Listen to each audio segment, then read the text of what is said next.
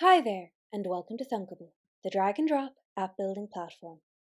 In a previous video, we discussed publishing our Thunkable project as a web app. Today, we're going to discuss embedding our web app in a web page. Your Thunkable web app can be embedded on a web page as an iframe, which I will demonstrate on this Google Sites website. You can find the snippet of code you need to embed your web app in our Publish as a Web App docs. Once I have copied this snippet into my Embed dialog, I can personalize it by putting in the URL of my own Thunkable web app and changing the title. And as I click Next and Insert, we can now see that my Thunkable web app is embedded on this web page.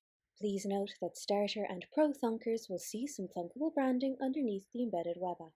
Once you have embedded your web app, any changes you make to your published web app will automatically be reflected in your embedded web app. For example, if I come back to my Thunkable project and I change the background color of this screen to green and I publish my web app once again, you'll see that once I go back to my web page and I refresh the web page, my embedded web app now also has a green background.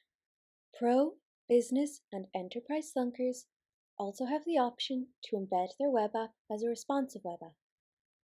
Here I'm just changing the background color of this project again so we can see the difference. And I'm updating it to be a responsive web app.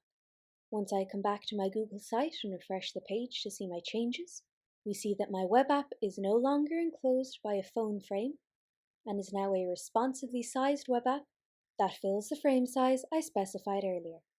If I edit my embed code to change the size of the iframe, we see that the embedded web app will responsively resize to fill the new frame dimensions. And that's everything you need to know about embedding your Thunkable web app on a web page.